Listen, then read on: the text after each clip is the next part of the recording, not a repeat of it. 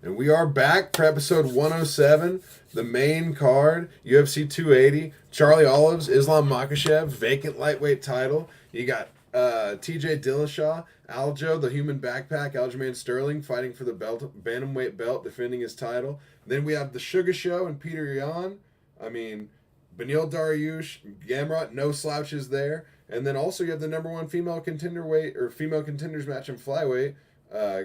Between Manon Fior and Caitlin Chikagian, and I can't wait to dive into it. I started this episode off like a fucking Lil Wayne mixtape because it is going to be straight gas because this card was straight gas. Like, we have to pretty much treat every fight on the main card like the way we treat like a fight night main event. Like, we have to go rankings will be crucial to every fight. Play matchmaking afterwards. Like, we have to go balls deep because every fight warrants it. Like, there's like multiple number one contenders matches. Top contenders. I mean, these fights impacted the division so much. Like, the matchmaking for the next like 6 months in all these divisions is going to be kind of like built around what took place Saturday night. Exactly right, man. And I say we go ahead and dive into it because we're gonna have to spend a lot of time on each one either way. So we'll lead off. For sure, man. We'll lead off with women's flyweight. Number one, Caitlin Chikagian defending her ranking plus 185. I don't hate the odds here, honestly, against number 6 Manon Fior at minus 215. I mean, I kind of think the odds were on. Yeah, no, that's exactly how I saw this fight.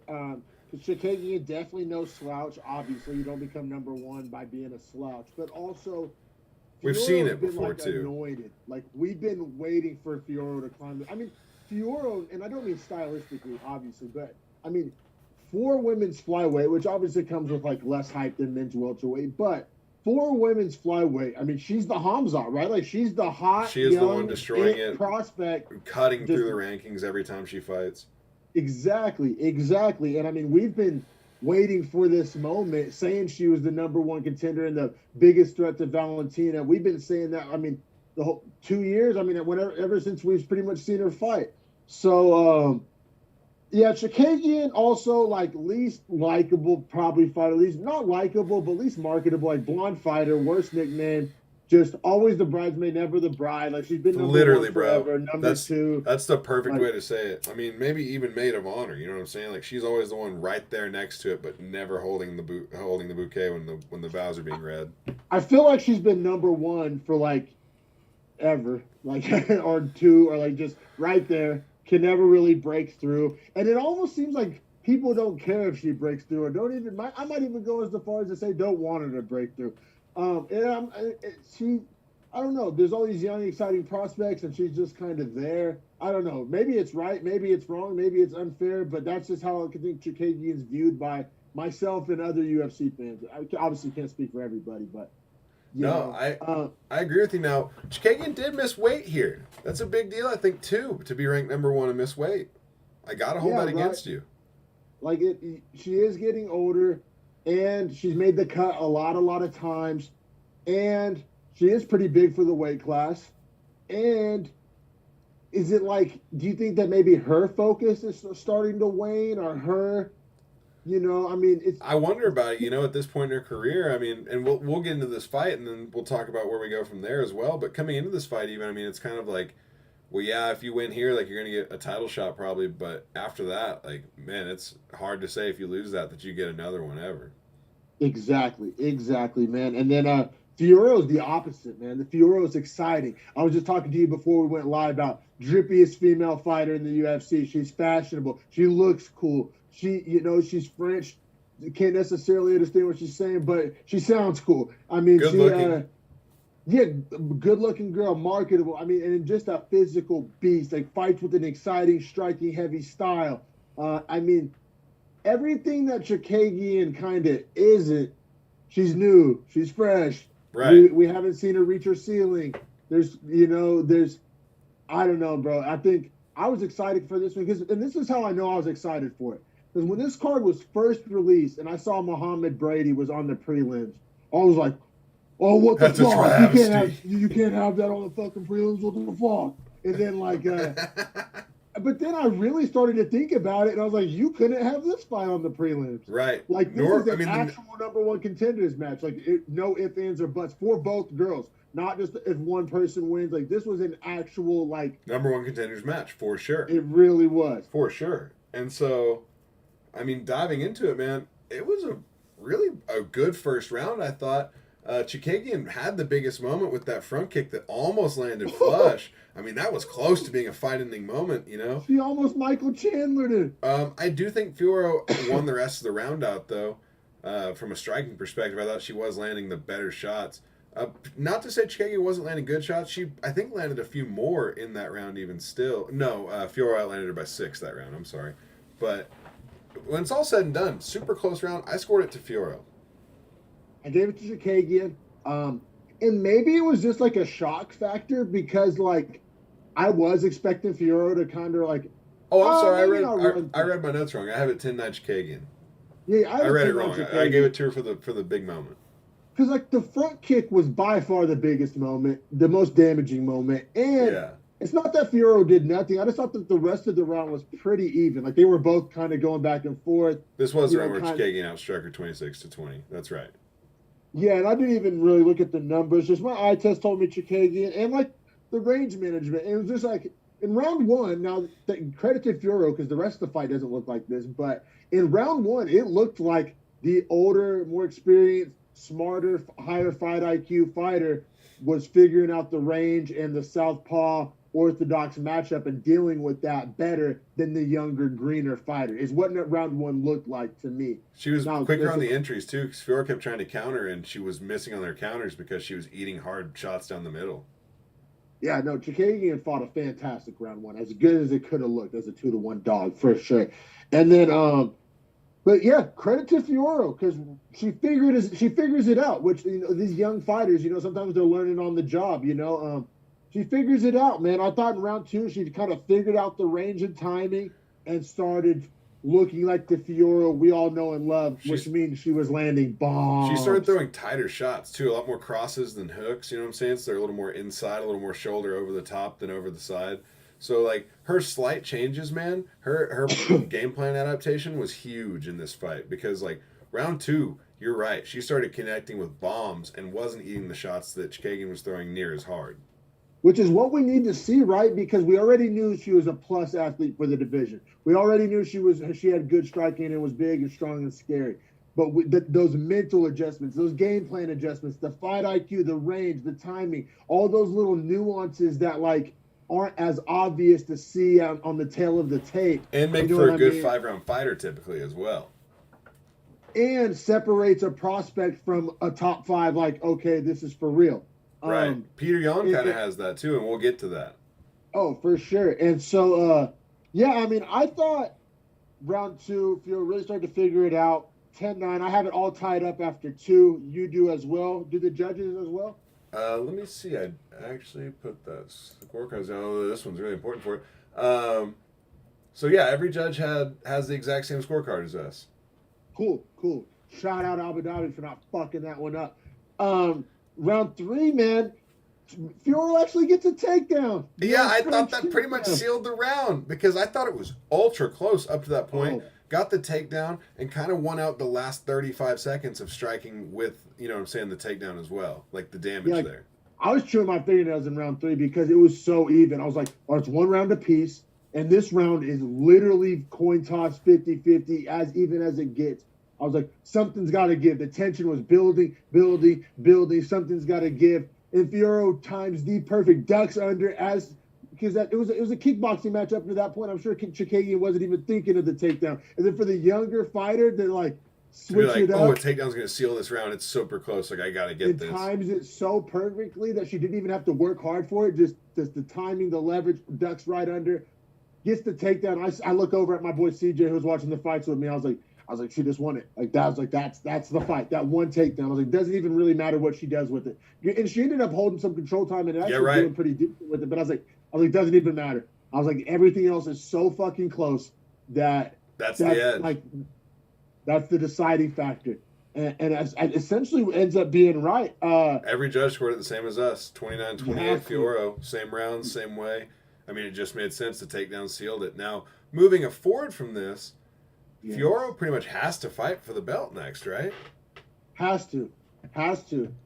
So I think that's kind of locked in. But so I guess the real conversation here is, what do you want to do with Caitlin Chikagian? Do you maybe has Chikagian fought Santos yet? I don't think so, and I think that's the matchup for next. I'm about to look it up right now, because if not, it has to be Tyler Santos, which I think that would be a fun ass fight. No, she hasn't. Right. Yeah. No. Or you could do Grasso. Right. That's also a viable option here. I think those are the only two, though, really, that I want to see. And I think those are both fun fights, to be honest, because like Grasso Chikagian's very fun. Santos, I think, might handle Chikagian. Yeah, style-wise, right? Because if Fiorot got that easy takedown, what's Santos going to do, right? And Santos might have more punching power. I don't know. She strikes hard. Like Santos is the best athlete in the division. Yeah, and she had Valentina hurt a couple of the times when they were trading strikes. Oh, you mean when she beat Valentina Shevchenko? I'm not saying it. I'll die on that hill. And just like Rob Whittaker beat Izzy. But anyway. Oh, my God. This guy's up on hills. Fucking guys letting it fly. But yeah, man. You're gonna have another hill after tonight. I already know it. Yeah, yep. You already know. But I'm consistent though. And then but all right, man. But Fiorot, I gotta say, from what I saw, and as kind of competitive as this fight was, fun fight with Valentina. Well, I was gonna say the opposite, man. I think Shevchenko is ahead because Shevchenko, I think, is way better than Chikagian. Chikagian made it ultra close. Do an MMA match here, right? But no, matchup-wise, because Shevchenko is much shorter than Chikagian, so like physically it'll be a better matchup. I almost think that Fiorot's fast enough to compete with Shevchenko. Because what I saw in the second round, her speed on the inside was really nice. It was pretty dominant. I hope so, man. I hope so. I hope it's a fun fight because it's a fight we're getting.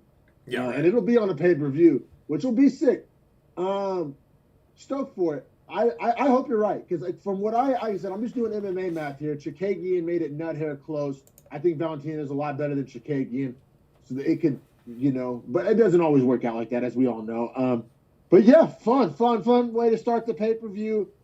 Super stoked on Fiorot's future. Like it's here. Like it's not often like we start shoveling coal and somebody's hype train on their debut, and then usually somewhere it gets derailed or they reach a ceiling or stub their toe. But this has just been a constant ascent. All our prophecies and hype came true. Fiorot's the real deal. Stoked on it. Yeah, I mean, pass the test. I mean, if you fight the number one girl and you beat her, and you show that, like, at the very end, you have the fight IQ along with all of your physical abilities and the game plan adaptation, the way to handle, because the girl that's number one obviously knows how to modify her game plan as well. So it was like, continual adjustments, just like any sort of high-level sporting match is. Oh, exactly. It was a high-level fight, super high-level fight, for sure. So, and Chikagian didn't look bad at all. It's not like she looked old or washed. It was what we needed her to look like. Looked great. Yeah, I mean, Chikagian's going to find herself in a main event, probably a fight night main event, like I said, against Grasso or against Santos. And it'll be fucking awesome, too. That'll be sick, too. So, yeah, good thing for both women. Gave us a fantastic fight, and we can keep it pushing. Perfect, because the next one up, man, super pumped to talk about, honestly. It's at lightweight. Now, you could argue this could have been replaced with Brady Bilal. This is the only fight where I think you could flip those, but I think they're honestly interchangeable there. Like, I'd be mad if this was the prelim main event as well. Yeah, and I think the UFC is finally trying to give Dariush a little shine because they're coming to the reality, and we'll get to it, that they may have to fucking put this guy in a title fight in a pay-per-view main pay-per-view main event one of these days, because so they might as well start building him. Because, right, you might as well get your money's worth while you can still get the motion going on the train. Because they might end up having to fucking get this guy a title shot. And we'll get to it, man. We got Mateusz Gamrot, minus 210 favorite, number 9 ranked, fighting Beneil Dariush, plus 180 dogs, number 6 ranked. Now, from a betting perspective, the money line, what's my thoughts on it? My knee-jerk reaction was like, hammer the Dariush. That's so much value. Dariush is so good. I got a little bit of a boner when I saw that money line. Then, fast forward, Khabib spends all week dick riding Gamrot, calling him a future champ, which Khabib doesn't talk about anybody not named Islam Makhachev that way, especially in the lightweight division. Yeah, right. Khabib That's crazy to say. So I was like, you're telling me that you think he's better than Islam, whether you know that's what you're saying or not. You're telling me Islam's going to be champ, and you're saying Gamrot's going to be future champ. Gamrot's still young too, though, right? Isn't he like 28 or 29? What's that? Isn't Gamrot like 28 or 29? Oh yeah. But I guess Islam's what, 31 or whatever. Yeah. But you know what I'm saying, like, I don't know. Because if Khabib's saying that Islam's going to be champ and that Gamrot's going to be future champ, maybe there's a language barrier thing, but you're kind of telling me that Gamrot would beat Islam. Am I reading too much into that? Like, I don't know. I mean, I have said from Gamrot's debut that his wrestling is sick. So I'll be real. I got scared off. It wouldn't have mattered anyway because the rest of my parlay imploded. But like, I got scared off, man. I loved the Dariush. My knowledge told me I loved the Dariush plus money a lot. And then Khabib scared me off it. I don't know. How'd you feel? This was a no bet for me because I was like, I love the value on Dariush, but I also think Gamrot, if he does get those takedowns and can have control, if he has control on top, he wins rounds. And he beat Sarukian. Like, that was a really impressive win to me. Oh, yeah, because Sarukian beat Islam. So, yeah, there's a lot of MMA math to be done there. People forget that. Islam beat Sarukian in a split decision. It was the split decision. Yeah. Okay, that's right. Because Islam lost his very first fight in the UFC, and that's his only loss. Okay, you're right. My bad. But, yeah, I mean, close fight. Extremely. But then, and I think Gamrot won a split decision too over him, right? Wasn't over Sarukian? Yeah. Yeah. It's Sarukian. He gives everybody a tough night out. He's so good. But yeah, man. So this fight, like I said, this probably isn't a number one contenders match, but probably close like a to it. Quarterfinals. Like the winner of this one is going to be pretty undeniable, and for Dariush especially, man. Exactly, especially for Dariush. Gamrot might be a couple away, but I mean, talent-wise, he's right there. Everybody thinks so. Right. And for Dariush, he is, if not there, one away. Yeah, because I mean, the Dariush Islam fight was booked, not just talked about on podcasts. Like, it was signed. Like the UFC wanted that fight to happen. So clearly, they know he's good too. You know what I mean? Or else they wouldn't book him for that fight. That's what I'm saying. Like, you can't talk out of both sides of your neck. You can't be like, oh, Dariush is good enough to book against Islam, but then all of a sudden Dariush isn't good enough to book against Islam. So it's like, you know what I mean? But so anyway, lightweight, super important fight. Round one, super close, as we all knew it would be. Crazy pace, bro. It was like a 3-minute scramble to start the fight. Like, it just didn't stop. It was just like an amoeba from position to position to position to 50-50 to position to reversal. So, you know, it was one big scramble. It was nuts. It was like, it was super entertaining. Well, I was losing my mind. I was like waiting for the scramble to stop and somebody to like end up on top. It just kept going. Yeah, Dariush kept hitting like funky rolls to like get to like positions where he could get to a leg, and the Gamrot would just disengage immediately and let him stand back up, but then instantly shoot another takedown. Like, there were times he could take down stuffed and then reshoot from the floor. Like, high level wrestling. On high level anti-wrestling. Like, it was right. It was insane. Yes, it was nuts. I mean, it was like a barn burner of all grappling, which is, it's rare. And I'm not some guy that's like, oh, I'm a hardcore, so I'm gonna try to make it sound like I really appreciate the intricacies. Like, no, it was just objectively entertaining. My boy over, he doesn't watch every fight, kind of a casual, just having a good time, hanging out, and he was super entertained by just it was so high level. Fight. This fight was a great fight. Yeah, man. And then so I came down on the side of Gamrot in round one, man. As did I. I thought, for as amazing and jaw-dropping as Dariush's defense was, Gamrot was on the offensive. Like, he was forcing the action. And there wasn't a ton of damage from either guy. Exactly. So it's like, and the grappling, you could argue, was 50-50, but it's like, who's like determining where it takes place and who's starting these? Like I said, you can't even necessarily say that Gamrot won the grappling engagements, but he did start them and kind of dictate when they happened, you know? So, like I said, it's splitting hairs, but I gave it to Gamrot. No, I did as well, 10-9. Only one judge agrees with us. But I honestly, Nice. I thought that Gamrot did enough, man. Like, I don't know what else he has to do there. Now, I also thought round two was very close as well. I don't hear other people talking about round two being pretty close. People try to act like it was an ass whooping, but I thought round two was very competitive. Now, that being said, I came down on the side of Dariush. That big knee to the body. Once again, the takedown defense started. They started to have to strike a little more because the takedown defense was too good. So we started seeing some more striking in round two, and Dariush got the better of the striking, both on the numbers wise and on the eye test, and probably on the damage. Dariush's power, people forget. He's so wrestling heavy. The grappling's so good. They act like he doesn't have maybe the best power outside of Michael Chandler in the division. His striking looked great. I always forget how good his striking is. I know his wrestling is great, but I always forget how good his hands are. I forget the power. Like when he hits guys, it's like dude, different. in the third round when he cracked Gamrot with that left, oh my god. Yeah, man, it's the Dariush power is like very real. It's so weird. It's like he's so well rounded that it almost like is a discredit to himself. Not a discredit, but just narrative wise, nobody talks about his striking or his power, and it power wise may be the best in the division. Like I might have to say that. Him or Gaethje.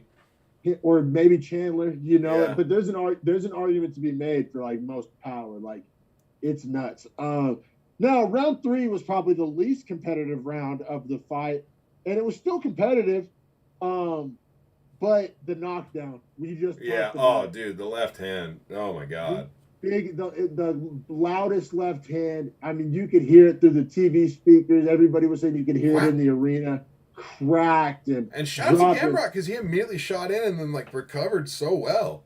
Took it like a fucking beast. I mean, Gamrot. This was like neither guy really did anything wrong. This was iron on iron. This was, I feel like that shot that Dariush threw, to your point about power, puts a lot of dudes out. And to Gamrot's credit, the takedowns in the first round win him the round against any other guy for the most part. How good is the conditioning on both these guys too? Neither one was really anywhere close to being gassed. This could have easily been a 5-rounder. Right. And it wasn't for lack of pace. It was an insane pace. That's what I'm saying. It was it was grappling and striking, so it was kind of up and down, which is even harder to maintain. Dariush made me, there's just the kind of two words that come to mind when I was watching it.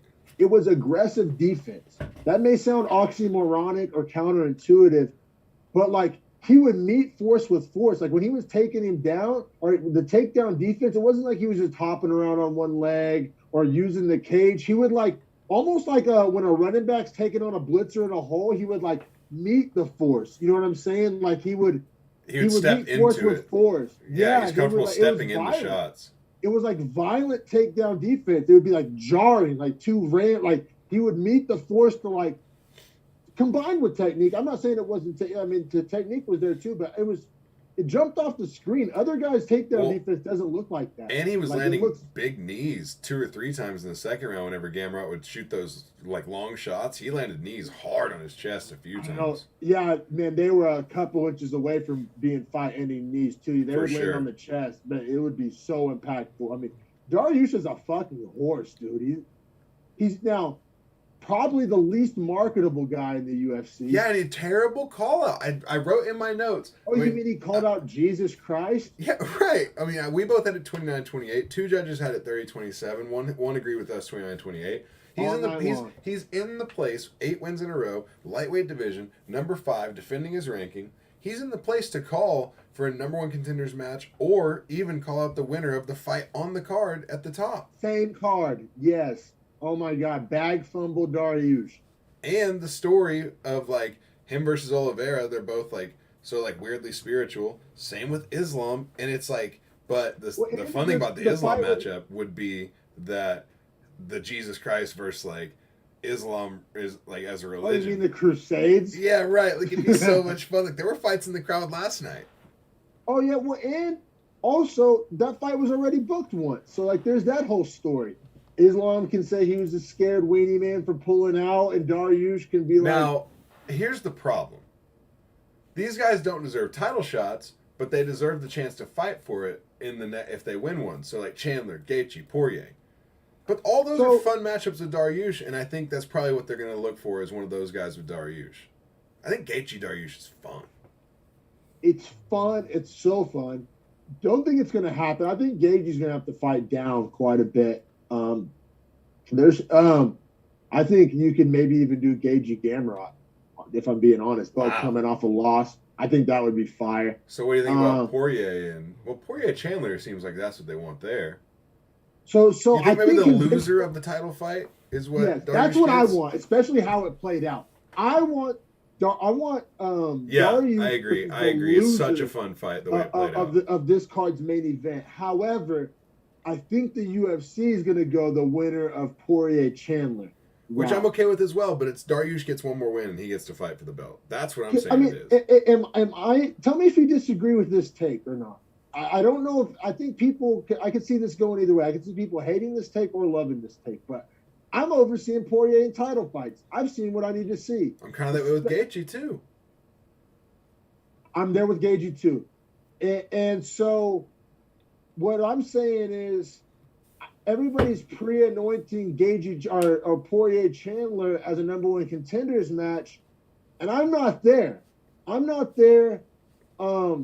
think the winner of that fights Dariush for the chance. Like I think that's what it is.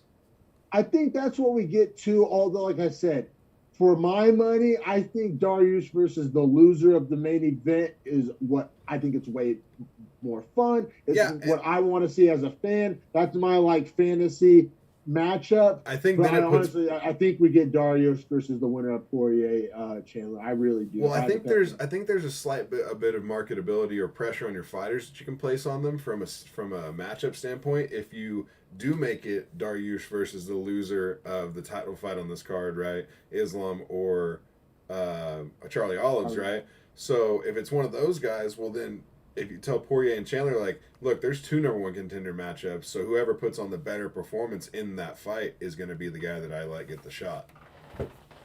Yeah, dude, Poirier looked like shit against Oliveira, man. That was I don't know. And Chandler did not look like shit against Oliveira. That's why I'm more on the Chandler side. Yeah, me too. I don't want to see Poirier against Islam or Chandler Oliveira. Dariush is fun. Chandler Dariush, no, that's a bang. That's fun. And Poirier Dariush, see, I think Dariush beats the shit out of Poirier. I'm pretty down on Poirier if you can't tell. I mean, because I don't put as much stock into the McGregor wins, right? Because he was I agree with tired. I agree with you. And so I don't know, bro. I'm just I don't want to say I'm over Poirier, but I'm kind of over Poirier. I wanted to see Poirier fucking Covington. That's the fight I wanted. I'm not getting my way on that, but that's what I wanted. I wanted Poirier to move up to welter. Oh, I agree with you. I wanted him out of the rankings because it just helps the whole slide of the lightweight not being log jammed by these guys that have all gotten their shots and not taking fights against these guys that are on the way up. But you're right. So I think we end up with Dariush Chandler because I think Chandler probably knocks out Poirier, but I could be wrong. Anyway, we got a lot more to get to. Any final takes on that? Because that was so much fun and that was so meaningful. No, I guess final take is I'm impressed by Dariush and I can't wait to see what he does next because I'm a believer now. I'm a believer, but I don't think anybody, as Chael says, Sandhagen's their career more than Dariush. Just unaware of the division, unaware of how this thing works, unaware. Now Sandhagen, he's ended up he's had, I think, 2 title shots or 1 interim and 1 undisputed or something like that. He's had the one unification match or whatever it is, and then the number one contenders match against Dillashaw. That's right.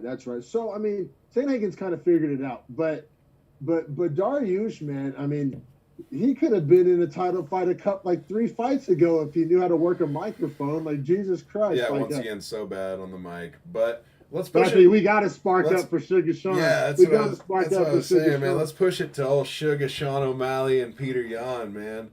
Because it's number 11 Sean O'Malley at plus 230, number 1 Petr Yan at minus 275. And these odds honestly feel pretty right. Now, I'm saying that I put $55 on Sean O'Malley to win. Yeah, I'm gonna push back.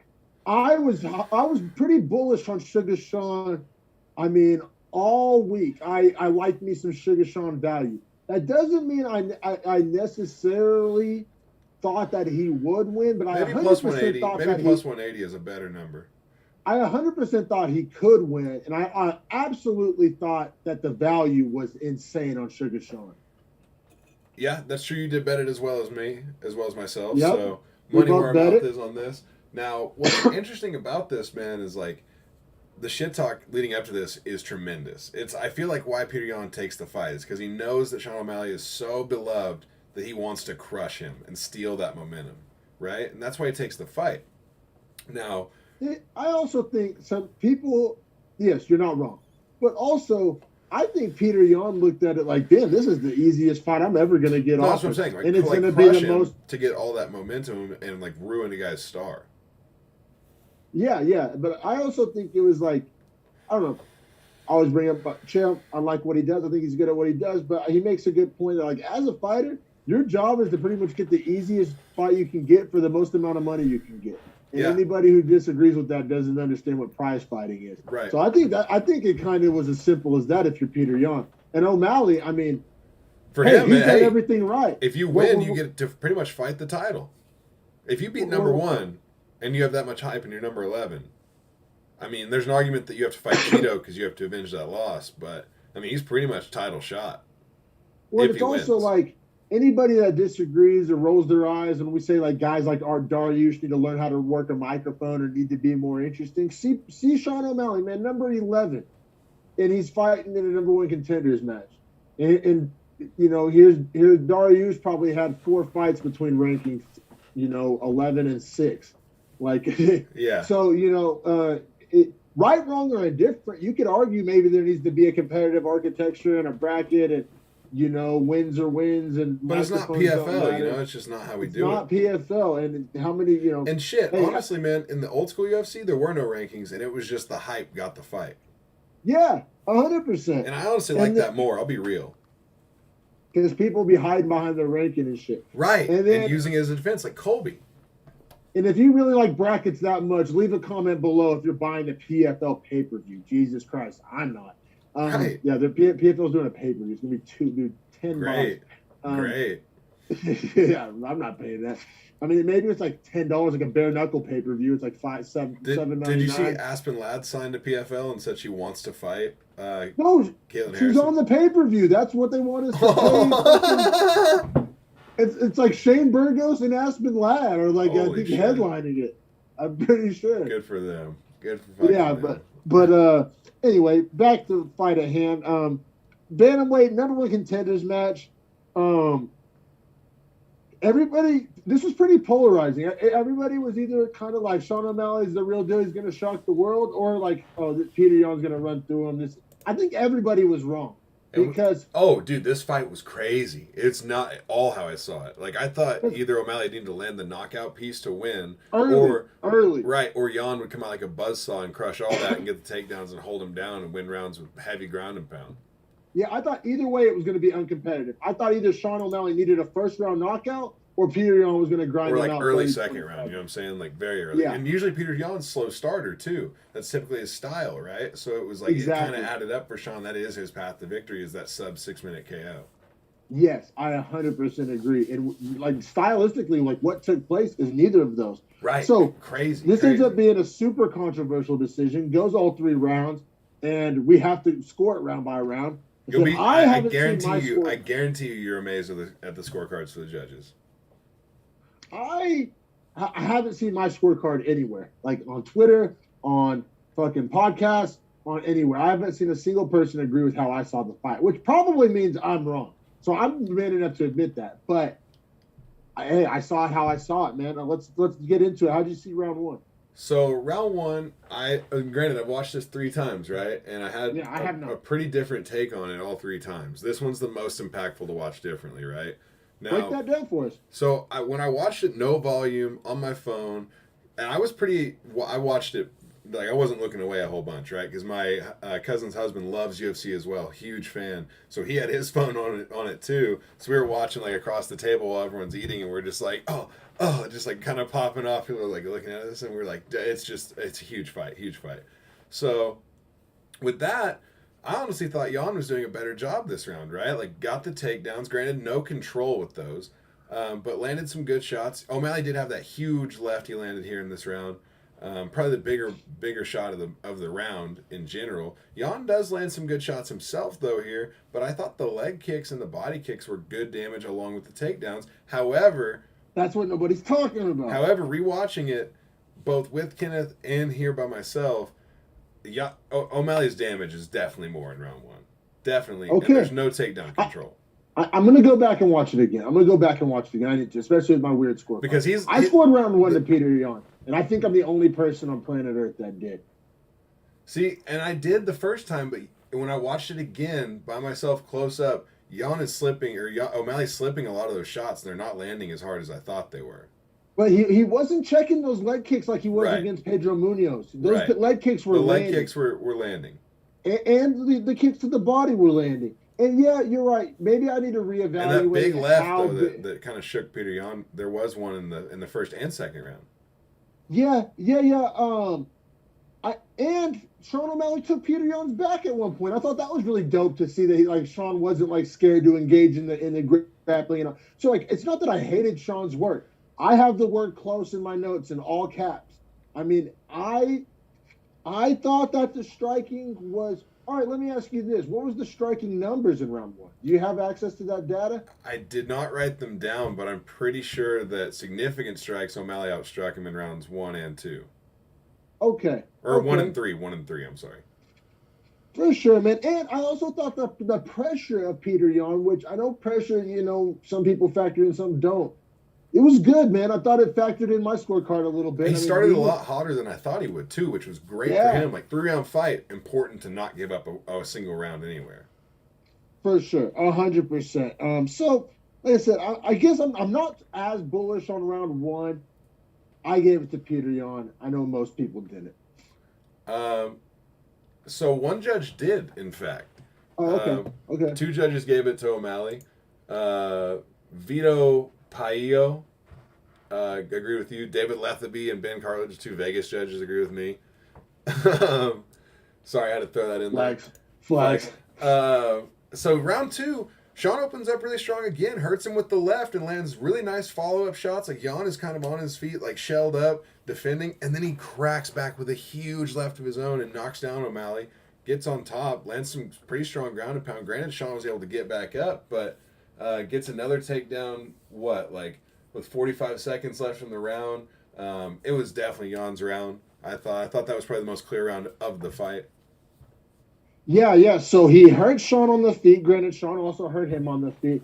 Sean, pretty much after Sean hurt Yan, it was Yan's round. Won the rest of the round. Exactly. Which included hurting Sean back. So the damage was pretty much equal. And then he had the trip takedown and the double leg, which I know that doesn't score you more points, but I thought it was kind of swaggy. Hitting completely different takedowns. I thought it was dope. He did have the control, and he got some ground and pound off too. Now that being said, I obviously scored it for Petr Yan, but as a Sean fan, keep that in mind with my scorecard and with my takes here on this, breaking this down. I'm a Sean fan. I was so excited for Sean. If I had a pink wig, I would have been wearing it. And so as a Sean fan, that was my take as a judge. My take as a Sean fan, it was so dope to see the question answered, is he brittle? Is he mentally weak? No, he's there. He is Can qualified. he overcome adversity? Is he a dog? I'm glad you say that, man, because I actually had that same thought. He's top 5 quality, win or lose. By the end of the second round, I was like, he's top 5 quality, win or lose. He's going to the third round, Petr Yan, and looks competitive and can survive big shots. Petr Yan has crazy power. He's put crazy power on Uriah Faber, a bunch of guys. You remember what Yan did to Jose Aldo? That's what I'm saying. Not a competitive fight. That's what I'm saying. That's crazy. And I saw there's been some. We'll go back and forth, but I saw this meme going around. It's it shows what Petr Yan's face looked like after the Sandhagen fight, and it shows what it looked like after the Sugar fight. And Sugar got that damage in. I'm saying. From a damage standpoint, and Sandhagen are pretty similar styles. They're gonna. I think that's a fair juxtaposition to compare those two against the same common opponent. So there's definitely some. Like I said, I agree. I'm scoring these rounds for Yan, but as a Sean fan, I got my questions answered, even though the scorecard wasn't necessarily coming down in his favor. All the questions I had about Sean were answered. So here is where I think the fight. I mean, on the judges' scorecards, they all score this round the same way, but I think this round was ultra close as well, man. Like, I think this round was super hard to score. Now, here's what I want to note that's big for me in this round. Yes, Yan lands some nice counter lefts, and yes, he gets the 2 takedowns. 3. Oh, yes, the very last one. The very last one, right. There's one in the middle where he gets almost no control. There's the initial one with a little control, and then there's the last one that kind of ends out the round, right? Well, in between all of that, near the start, Sean O'Malley lands those 2 massive knees that bust open Jan's face. And that cut was huge. Like, you can't deny the damage on that eye was crazy. Bad. I mean, almost Song Yadong level. Like, not quite, but I mean, gnarly. I thought in the first 2.5, 3 minutes of the round, Sean O'Malley did a bunch more damage than Petr Yan, and so Yan was therefore behind. Now, granted, he starts racking up those takedowns and control time. Those late 2 are really big, obviously, and he almost stole it at the end with that last takedown because he holds him down, you know. And Sean looks like he lost the fight when he gets up. Like, his body language is bad about it. So from a visual standpoint, it was bad too. But I still did score it for O'Malley, man. So I had it 29-28 O'Malley. So round 3 was a banger. Round 3 was so fun. It was awesome to watch. I mean, it's everything we wanted. Prove they're both top tier bantamweights. Both dogs. I mean, for Sean to land that knee and cut Petr Yan. But to Petr Yan's credit, he recovered from that so well. Yeah. Also, though Petr Yan got some huge counter shots there. They were landing, and there was more than one of them, and he was having moments on the feet and getting his own damage off too. Obviously, the damage battle is one for Sean. I'm not trying to make that argument, but I'm just saying it's not like Petr. The story's being told. It's like, oh, damage versus takedowns. There was damage for Yan too. Like, it wasn't snoozy. It wasn't like he wasn't doing shit. But you're right. Sean was getting up for those takedowns, and that was amazing to see too. Another huge box checked, right? It was close. I did score it for Yan, man. I honestly thought that besides the knees, but after the knees, Sean was on defense the whole time. He landed a few more good shots in there. I mean, I'm not saying he won the striking after that, because Petr Yan did win the striking after those knees. But for that first minute, Sean wins the round and gets so much damage in. You're right, man. You're right. And it's just the 3 takedowns is so hard for me. But I mean, got back up twice, and the first 2 weren't necessarily the most controlled. The last one was where he actually got controlled. Exactly, which kind of I wait kind of more. You know, I like the end of rounds more than the start of rounds. And it's close. I'm definitely not dying on the hill for round 3. I'm probably wrong on round 3, and I may be wrong on round 1. This fight, I think, is closer than a lot of people. I think it's a real coin flip of a fight, honestly. But that being said, I leaned to Yan. I thought Yan was going to win 29-28 when I first watched it. Maybe 30-27. And I scored it 30-27. But after watching it 3 times, I have it 29-28 O'Malley. I'll rewatch it. I'll rewatch it. I got some time before work. I'll rewatch it. But I scored it 30-27, which I don't see anybody out there saying, which I said probably points to the fact that I'm wrong. And I openly happy to be wrong, right? Yeah, I'm happy to be wrong. Especially you cashed your straight bet ticket. Sean O'Malley ends up getting the split decision. 2 judges scored it 29-28. 1 judge actually gave it to Yan. I see the case for Yan all over the place, and I thought 3 might have been closer than 1. So I was surprised to see the round 1 flip instead of round 3. I thought round 3 was the hardest one to score for Sean, not round 1. Yeah, man. Like, which round do you think was closer, 1 or 3? Because 2 is pretty obviously Jan's. See, I thought round 1, I'm going to be a lawyer here. I thought round 1 was like murkier. Round 3 was more subjective. Like round That's fair. 3 was That's super fair. That's super like fair. round 1 was like competitive, close, tit for tat. Different round striking 3 approaches was like too. just kind of like, what do you like? Like, is that cut the end all be all for you? Like that cut won the round, like regardless of what happens afterwards, or is it like, or like, because like or how do you value leg kicks early? Those leg kicks early, I thought were huge, and the body kicks. But if you don't value kicks that much.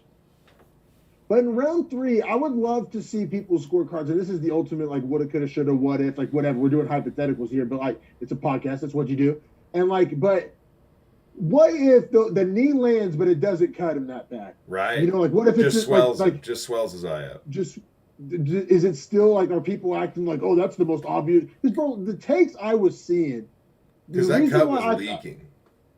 The takes I was seeing from both professionals and fans was that round 3 was super obvious to score. There's not even a conversation to be had about round 3.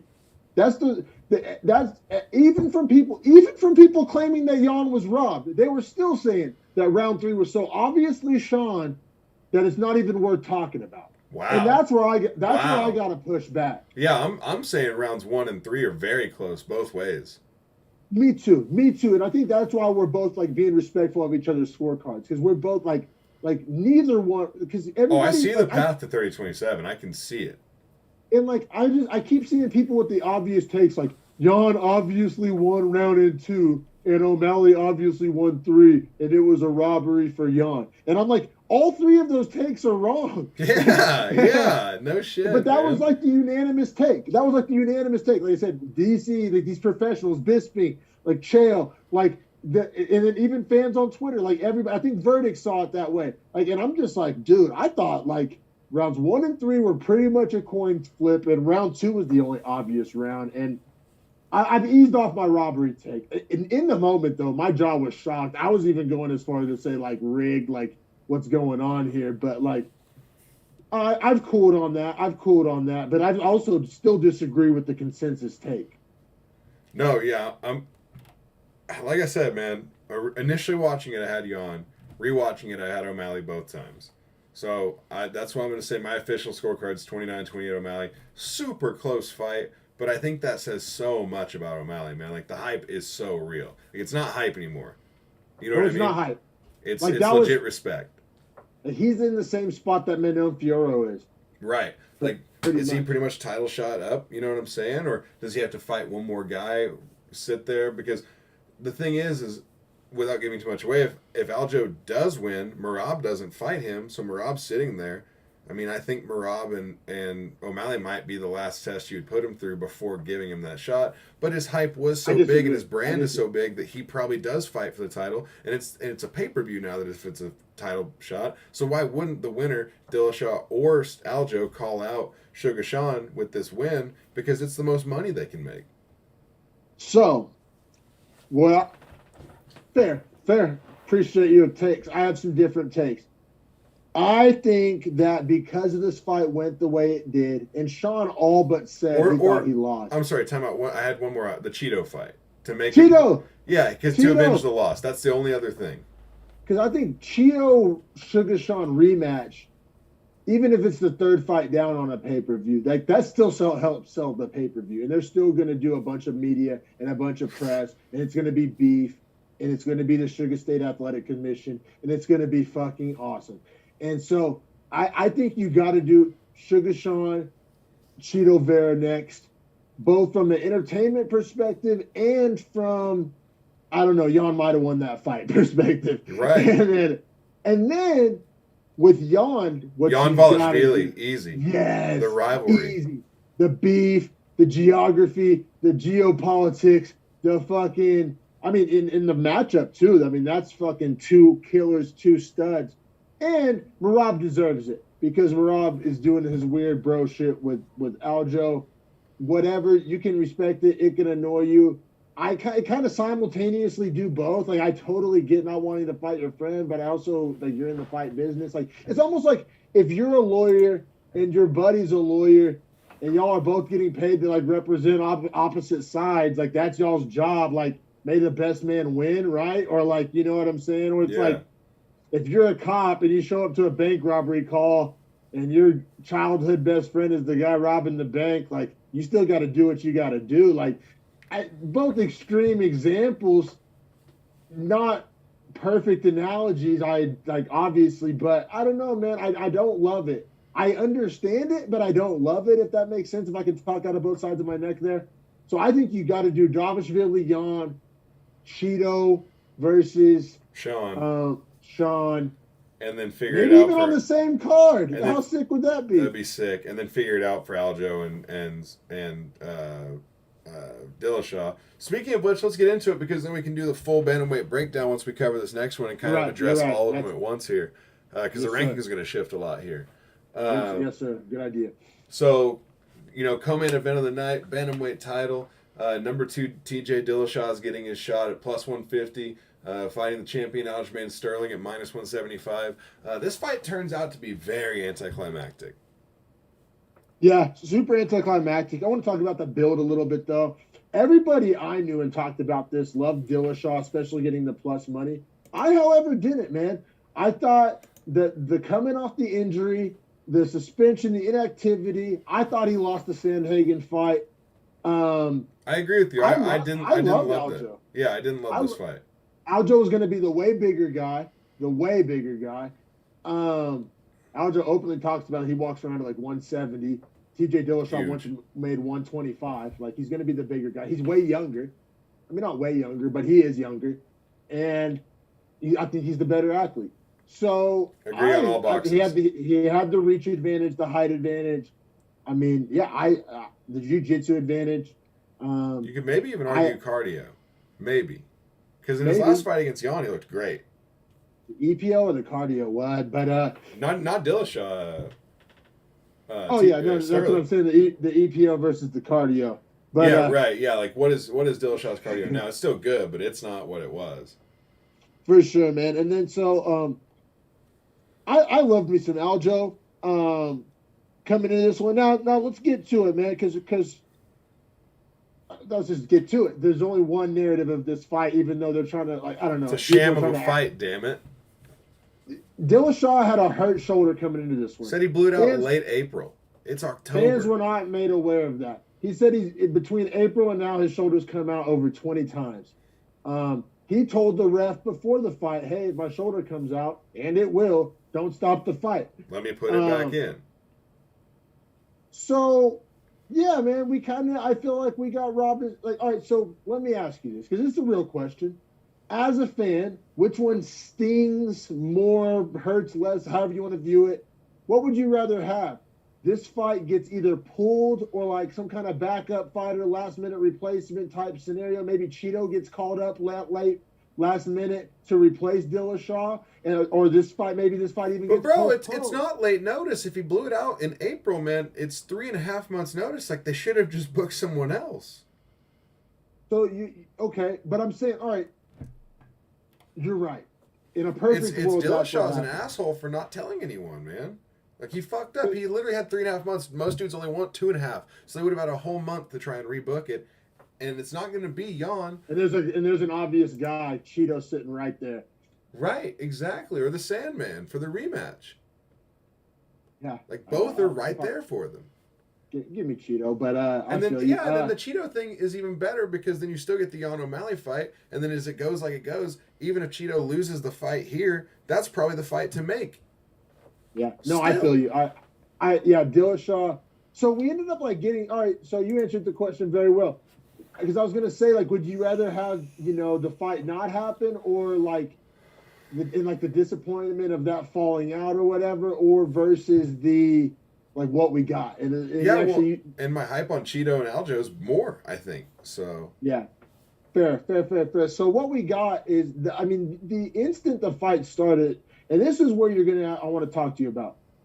Do you think that, is something that Aljo did hop out the shoulder? Because it seems like as soon as the fight started, the shoulder was already out. I could be wrong. It looked like when he shot the takedown and TJ tried to catch himself on the left arm, that's when he popped it out. So on the very first takedown attempt. Okay, all right, cool. Thanks for bringing that to the show.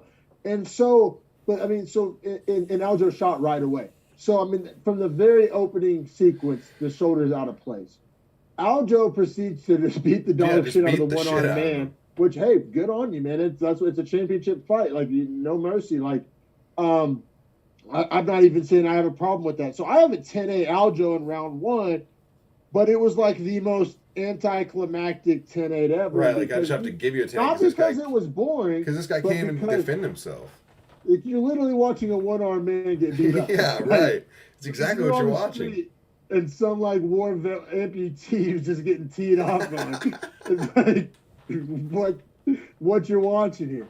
And like, I mean, and of course Aljo still had to take the back even against the one-armed man. Bro, his coach was yelling no mercy in the corner. It was great. Like, we got some Cobra Kai action going on. And so we got 10-8 first round, no problem at all. They put his shoulder back in before round 2, but it's like, well, it popped out immediately. Right, exactly right. And so he's then sitting Aljo there, like, just dangling, like literally fighting like this, like defending like this, you know what I'm saying, like tucking his arm. So like Aljo proceeds to once again get a takedown, put massive ground and pound until TJ turns his back in a body triangle, and then he just beats the shit out of him for probably 20 more seconds before the Goddard steps in and calls it. Yeah, this fight ends TKO 3 minutes and 44 seconds in. Am I an asshole for like thinking Aljo, like a true elite dog wouldn't have needed 9 minutes against a one-armed man? I almost feel that way too. Speaks to how tough TJ is though too. Like, is Aljo styles that boring that it takes 9 minutes against a one-armed man? Like, seriously. I mean, he was beating the shit out of TJ though.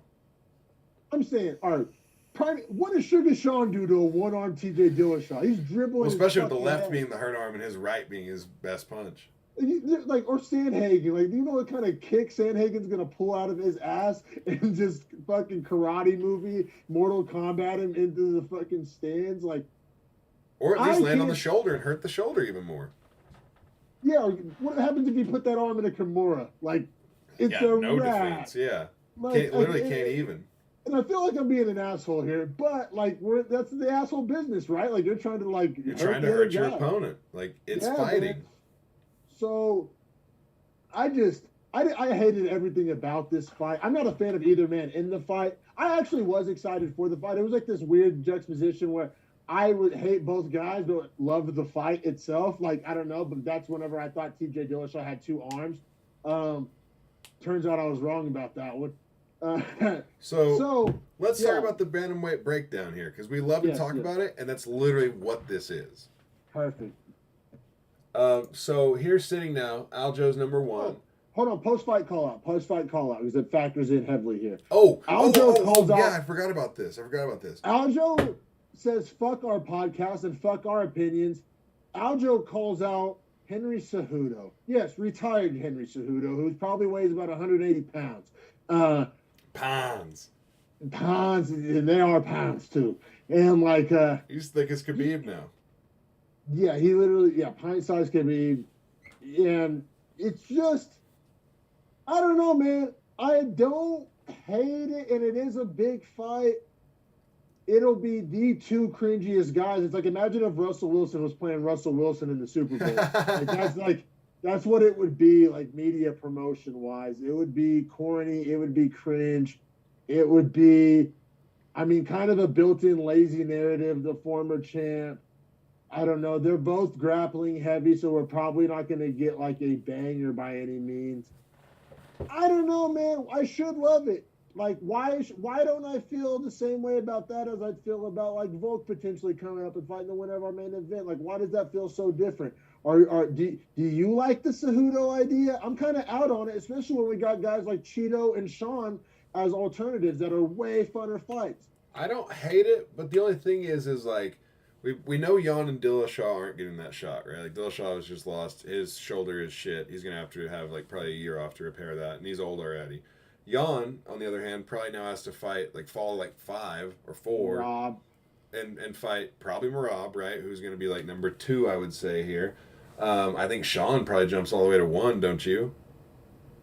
Probably. Because the UFC loves it. Or Merab jumps to 1 and Sean goes to 2. I could see that as well. Because they know Merab won't fight him, so they'll just give him that respect. Because it would be his shot. And that builds Merab's next fight more. Yeah, so it is probably Merab at number 1. Okay. That makes more sense. I'm down with that. Sean at 2, Sandhagen at 3, Cheeto at 4, probably Yan at 5, and Dillashaw You at 6. could have Cheeto at 3. I wouldn't even be mad at that. If you jump Cheeto over Sandman. Yeah, that's true. I could see that. Or I could see... Man, there's a lot of ways I could see it where even Sean O'Malley goes to number 4, Jan's 5, Sandhagen's 3, Cheeto's 2, and Sandhagen's 2, Cheeto's 3, and Merab is 1. See, bro, I don't know. I think Sandman's got to be the odd man out here because whether I agree with it or not, beating Petr Yan versus beating Song Yadong like deserves different rewards. Like, yeah, but he kind of justified his place above Cheeto still at least, right? Well, Cheeto in his last fight, who did he knock out? Dominic Cruz. Dominic Cruz. That's what I'm saying. I kind of like that more than Song Yadong. I think they're kind of like level performances here. Nah, former champ, Hall of Famer. I know that's old, but still, Song Yadong, dude. I don't know, man. I think Sandman's at 5 if it's me, but it's not me. So you'll probably end up being right. But for my money, I mean, Sandman's the odd man out, and I love Sandman. I love him. He's probably like, I mean, outside of Sugar, if I'm talking about like my fan loyalty, Sandman's probably second on the list, even over all the other guys. Okay, so then let me ask you this, man, because like now it's like Sandhagen fights who? Petr Yan again that soon? No way. Dillashaw's out for a while. Merab and Yan is that matchup already anyway. Sean and Cheeto's probably the matchup there. I mean, I don't know who Aljo fights. It may end up being Sandhagen, right? Cheeto, bro. They may just never. Here's what I'm saying. Maybe they just give Sandhagen the title shot based off Aljo and him having the already past history. Oh, because they need to see Sean. You know what it really is? Sean just has to get the title shot, man. Yeah. I would and love Cheeto's gonna have to fight Cheeto. Sandhagen. It's going to be Cheeto Sandhagen in the meantime because they're the only two that are open, and it's the only thing that makes sense for both of them. They both fought backwards. Now, why wouldn't they fight right there to like justify the number 1 contender spot? I'm going to be... Actually, bro, wait up. It's Monday. We're doing this podcast on a Monday. The new rankings are out, aren't they? No, they come out tomorrow morning. Fuck. Because that's going to answer all our questions. If Sean jumps to 1, we have our answer. Right, yeah, exactly right. But if Sean's at like 3 or 4, then we also have... if Sean's 2 and Merab is 1, it doesn't matter because Merab still won't fight. But I guess it comes down to is Sean ranked above Cheeto or not? Right, that's what it is. Comes to. Like, it doesn't matter what the number is, if it's 3, 4, 2, 3, whatever. If Cheeto's name is above Sean's name, that's pretty much the UFC shows their hand. And Aljo said Cejudo, Cheeto, Sean, Sandman. He said all 4 names. He said he just led with Cejudo. So annoying, Aljo. You suck. And then he emoted after the win like a fucking 6-year-old. But I can't stand Aljo. That was wild. That was so cringe. But if he's chasing money, it's Sean. And he kind of, I mean, he's defended it now So you think Sean sells more pay-per-views than Cejudo? Well, yeah. That's the thing. Oh, dude, yeah. All the Nelk Boy fans are going to buy it. The only reason you do the Cejudo fight is because it's a quote-unquote mega fight. Right? That's the only reason why you even go through the rigmarole and the fucking, like, you know, I think there's going to be a period of time. Cejudo's been in USADA, so by then I don't think he'll be good to go. Then you have the question of can he make weight and just ruin your whole main event by missing weight? Right. I mean, I think it's so like if the only reason you would do that and risk that and go through all that and have those question marks is because it's a quote unquote mega fight against a former champ. So if you're telling me that Sean sells more pay-per-view, then how is that the mega fight? So why do you even do it? Well, here's what I'm saying is for like a legacy standpoint, it's obviously worth more to beat Henry Cejudo. That's already won. He's a cringy dude, and so is Aljo. So that also makes sense that they would just like try to out cringe each other. But here's the point: is that it's not that Cejudo doesn't sell a lot of pay-per-views in that fight. It does sell a lot. I'm saying Sean O'Malley is like bringing almost like Conor McGregor type power when he gets on. I want to see his pay-per-view numbers. I think he's close to that. I think he's close. That's how he's being talked about, but it's never been put to the test. Right. So like now is the time for the UFC to see, because if you put him in that fight again and he loses, that's not good. You might as well get your sales now. What if Cejudo beats Aljo, and I think Cejudo O'Malley's a way bigger pay-per-view. What a cringe lord against O'Malley too. Oh my God. That's the real mega fight. Cejudo O'Malley, if Cejudo has a belt. Right. And Aljo took no damage, so he can fight again quick. But he also won't. Did you hear what he talked about? About how he doesn't want to make 135 only like 1 or 2 more times? Yeah, I mean, he sucks. Yeah, I can't stand him. Worst champ. But all right, let's keep it pushing. That was fun. We can talk bantamweights all day. We do every week. Tune in. We're going to talk bantamweights next Saturday too. Even if they're not on the card, we work them in. Yeah, absolutely. We do our best to, at least. I mean, even when they're not on the card, we're just like, oh, the bantamweights, though, you know how deep they are. Like, we'll just bring them up out of nowhere. Great division. This gives us a lot of, I guess, not even muddying the waters more at the top, which is awesome. Until Tuesday at noon Eastern or whenever it comes out, because that we're gonna have our answer. Yeah. As soon as those rankings drop, I never check the rankings. I will tomorrow. I never do. Important in the next fight as well, right? Lightweight rankings here getting decided with Dariush winning as well. It's gonna be big. So it's number 1, Charles Oliveira, since he missed weight but won the fight in his last fight. The title is vacant at lightweight here. Fighting number 4, Islam Makhachev. What were the odds here? Islam minus like 210? It got to minus 195. It started at minus 350 and got all the way to minus 195. The Oliveira money was pouring in, including both of ours. And then plus 165 for Charlie Olives, right? 65 plus 165 for Charlie. Like, so that's, I mean, when do you get the champ El Campeon as a name, you know? When do you get the champ at plus 165, man? It's not often.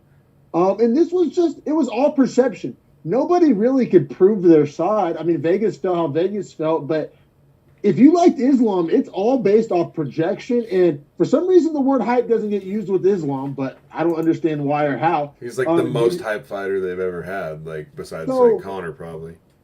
So it's like, neither side can prove their point. You know what I'm saying? Because like, Charlie Olives gets like within an inch of death in every fight. So it's not like he's invincible, you know, by any stretch of the word, but he's also super dangerous everywhere. I was just done betting against him was my take. I bet against him like literally the whole way up, every fight. And I was like, you know what, I'm just not going to bet against him again. I just won't do it. This was almost more of a no bet for me, but I love the value on him. I want to say I bet him over Poirier, if I'm not mistaken. I think I picked Charlie Olives in that fight. But yeah, no, I feel that. There's definitely a point to be said about being done betting against him. And then it was like I don't know, everything was so up in the air, question mark, hypothetical, right? Like every fan had their own theory of how this fight would look like. Every podcaster was talking about it, and so everybody had their opinions on Twitter. But man, once the fight started, dude, we got our answers like pretty goddamn quick. Yeah, no doubt, man. I mean, Islam was just all over him. And the first takedown, Charlie Olives kind of pulled him down to like work the ground game. Almost got to that triangle position. Just couldn't get it. Islam's strong on the ground. He's aware on the ground. His striking didn't look bad either. We'll get to that obviously in round 2. But I had round 1, 10-9 to Makhachev. You know, maintained control, looked pretty good on the feet, and also was just doing pretty good ground and pound. Hey, I gotta say though, man, when Charlie Olives landed, first he landed the up kick, right? And then and the bows on the bottom were nice too. I was like, oh, this is that like weird little shit where he could like maybe like, you know, steal one. And then also whenever that call it fluky, whatever, but what wasn't fluky was whenever Charlie Olives used a sweep to get up from bottom. Yeah, it was sick sweep too. When he did that, like I stood up like he landed a big punch. Like he let him pass to full side, almost side control, and hooked a leg and like spun up with him. It was so nice. I turned over, I looked at my buddy that was watching the fights with me. I was like, dude, nobody does that to Islam. Like nobody like gets up that easy and sweeps Islam. I was like that was dope to see, because like that was the question, right? Like, would Charlie Olives be able to get up from bottom? And he was able to whenever he was like consciously there. Yes, 100%. And then, so yeah, I mean, round 1, Islam gets it 10-9 for sure. Not the furthest apart though, like competitive round still. And hardly any damage. Right, for either guy for the most part. Yeah, the up kick might have been the most damaging shot. Yeah, no doubt. And then pushing into round 2, Islam just lands that nasty, nasty right, I believe it was, that sits Charlie Olives down, jumps to that arm triangle and gets him, man. And like, you know, leading up to that, pretty good exchanges back and forth, but I thought Islam might have been getting the better of him there on the feet before that. Oh, Islam was, and my jaw was on the floor. Right. And like, I was like, damn, he can strike. The respect with the K was put on the name of Islam Makhachev due to the striking in round 2. Like, because I love Charlie Olives striking. I really admire it. He did to Charlie Olives what Charlie Olives usually does to other people. Like, drops them and submits them immediately. That's essentially what Makhachev did. And also, Islam Makhachev kind of pulled a Babe Ruth. He called his shot. He told us and that he said he was going to knock down Charlie Olives just like everyone else does, which he's got a point there. But he said that unlike everyone else, he would follow him to the ground and finish him. He falls on the ground every time, no problem. Verbatim what happened, like crystal ball. Hey, might be Mystic Islam instead of Mystic Mac. Like he called Mystic called Makhachev. the shot. He fucking Babe Ruthed it, dude. I heard him in multiple interviews say he was going to do exactly that, and I kind of didn't believe him. I was like, oh yeah, right. He's gonna. I guess he did have the point about Islam or Oliveira do be getting knocked down a lot, but like I don't know, bro. Like I said, I wasn't putting respect on Makhachev stand up. I am now. Like, I am now as well. He's a simple. legitimate champion. He's a legitimate champion. Legitimate like striker. Like he's not some snoozy Dagestan wrestler. Like I mean, bro, he's dominant too on the ground. Like dominant. Like if he can deal with Charlie Olive's submission attempts, like then there's something to be said. And you've already gone through the likes of a Sarukian and another Thiago Moises as a high-level guy. Moises pushed him more than anyone else, honestly, but that's because he took a beating and had a good takedown defense. Now, let's get into where this plays out for lightweight, because now there's a champion, so everyone kind of gets to slide up one ranking because now that spot's filled, right? If that makes sense. Yes.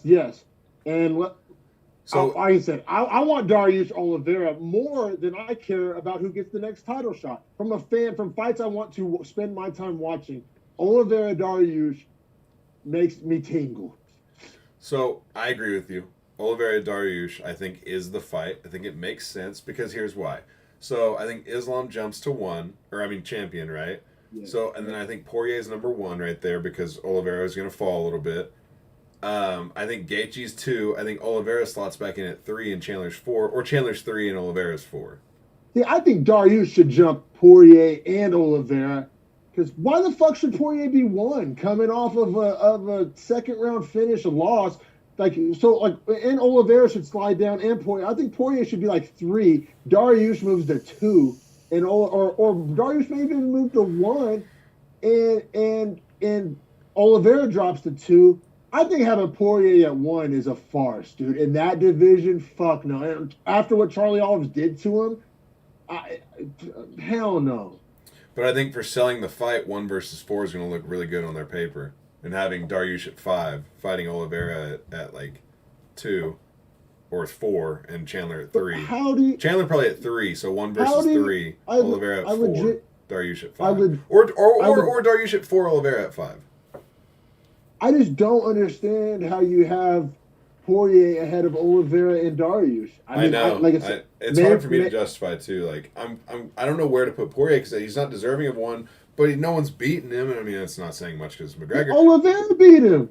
I mean, yeah, but Oliveira is the guy that's just lost as well. So like, how do you leave him at 1 and don't jump anyone else? You jump the guy who won. That's what I'm saying. But it's such a far jump for when 6 beats 9 to give 6 all the way up to 1 for that.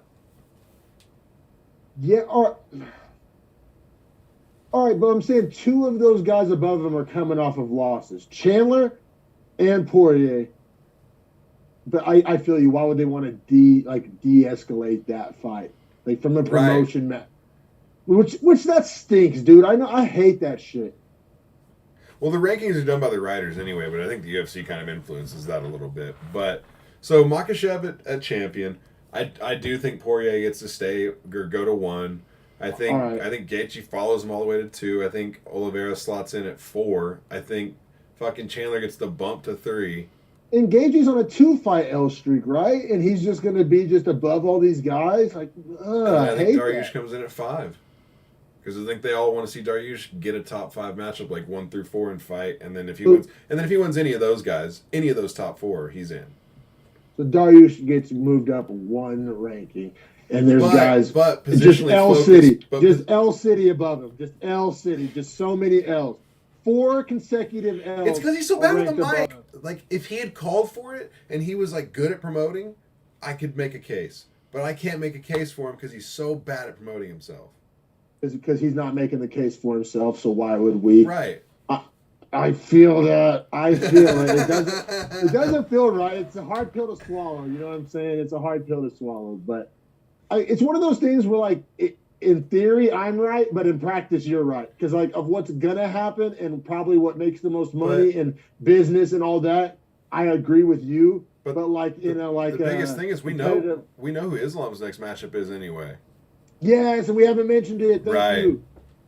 So Islam challenges Volkanovski for the pound for pound title because Volk is the pound for pound champion. Also, Volk's talked about wanting to come up and challenge the lightweight champion after this fight was settled. Well, Volk's in attendance to watch because he's made that call out. So he gets called out to the ring, and they have verbally agreed to the fight right there on the spot that Right then and there. that they're gonna. And he wants to go to Australia and do it in Volk's backyard. He said even a Which bigger is call sick, out. because I didn't think Islam deserved the home crown in Abu Dhabi. Like I thought that was kind of fucked up to do to Charlie Olives. But make him go defend it on the road immediately against the number one pound for pound guy. It's sick. Right. That's sick. I'm all for it. And that fight Now- sells mega views. Mega views. I mean, makes me tingle. So much fun. I gotta say though, and I hate to say this, like I literally like want to disagree with myself. Brain versus heart battling hard here. Makhachev wins that one. I dude. know, Like, I know. But it it's a great call out sucks. for Volk because he doesn't lose his belt. I know. It's gonna be just like Izzy and Jan. Jan Blachowicz. It's going to be just like that. Izzy didn't lose a goddamn thing. We all had fun that night. That's what it's going to be. And I would love so goddamn much if Volk won. Like, seriously, that would be so fucking awesome. That'd be it's great. it's not happening. After what I saw, it's Well, and not good luck happening. dealing with Volk being 5'7" or whatever he is. Like, that's what I'm saying. Volk would pretty much have to, like, outstrike him, and it's just not happening. Granted, Not Volk's happening. takedown defense is crazy good. You know the one scenario, though? The one scenario... You know, the more I think about it, it might not be a terrible matchup for Volk. Well, I think the one advantage, we haven't seen Islam's 5-round cardio. Never. Yeah, And so... Volk's going to take him there. I don't think he gets finished like that. If this fight gets to about halfway through, like, if the over 4.5 hits, weird shit could maybe happen.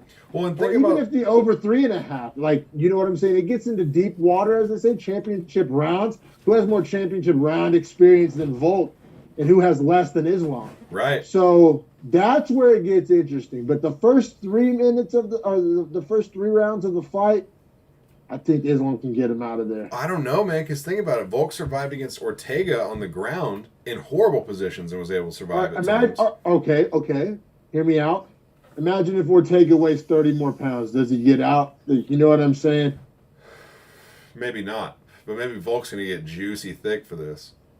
Because he used to weigh a whole lot more. Like, it's not like his body can't handle that weight and put that muscle back on. He's clearly been much bigger.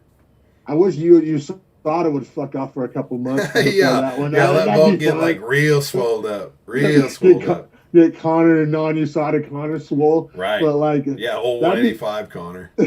that'd be fun, but I mean, obviously not going to happen. But No, I think Volk has a legitimate I hope chance. you're right, man. I hope I you're think right. Volk I has a think- good chance, actually. The more I think about it, because he's in and out. He outstruck Max Holloway, and he pretty much survived against Ortega in the worst positions possible from a submission standpoint. I don't know. It's a fun matchup. bro, I'm just nut riding Islam so hard, and I'm like, Islam knocks out Holloway. Well, Let's go. Apparently, they spent $1 million for his camp too, flying people in and like going to like very expensive like recovery facilities. Yeah, I think it was a little overhyped because I think it was like, I think It was Khabib for, probably put a lot of that money up. well, no, Khabib paid all of it, and but it was for Abukabar, Bilal, and Islam. All 3 of them. I mean, you might as well get your money's Abukabar. worth, right? But yeah, don't forget Abukabar. And then, that's who almost got into it with Hamzat post fight. But it was honestly dope. Habib's like on some real leadership. You see, he caught them all to a table and they all broke bread and squashed the beef. That's dope. Like Habib really is like embracing that role as like Abdul Manap, like the leader, and like that's cool. I really fuck with that. Man. Real quick, right before we wrap it up, head over. You might head into Best Fight Odds and see in the futures because the future. Islam's going to be the favorite over Volk, but what is it? All right, so I know they have future odds on the potential fight for Volk being a backup fighter, but I think the odds probably widened after seeing him dominate Oliveira like that. by the way, have you seen the signed fights for 282? Real fast before I get to the future odds. I'll lay it on me. So it's Yuri Glover rematch.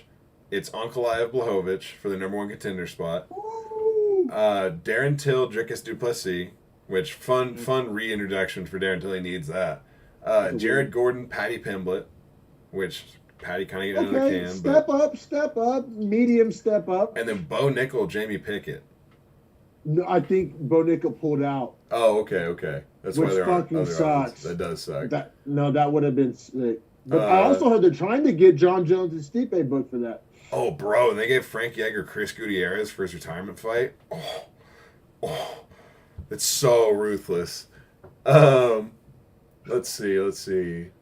No, there's no other good fights up to there worth talking about. Oh, Paulo Costa Whitaker got announced for February. Yeah. That's saucy. That opens at Whitaker minus 250 right now. Yeah, I kind of like some Paulo value there. So Volkanovski Islam right now from DraftKings. Only one's offering odds. Islam minus 305, Volk plus 255. Give me that Volk value. Ooh, I'll let you assholes bet it down a little bit and then take some Islam like minus 240. Let's go. and then Poirier Chandler currently sits at minus 160. Poirier plus 135. Chandler from Caesars. Hey, I'll be real quick. I'm gonna go grab my sledgehammer real quick. Yeah, hammer Chandler plus. Yeah, plus Chandler 135. Plus, got ESPN Plus, Disney Plus, and Chandler Plus. Fucking hammer it. And then Esparza Weili is minus 360 for Weili, plus 280 for Esparza. Disrespectful, but I agree. Parlay builder all day. Parlay builder all day. I don't know about that, my friend.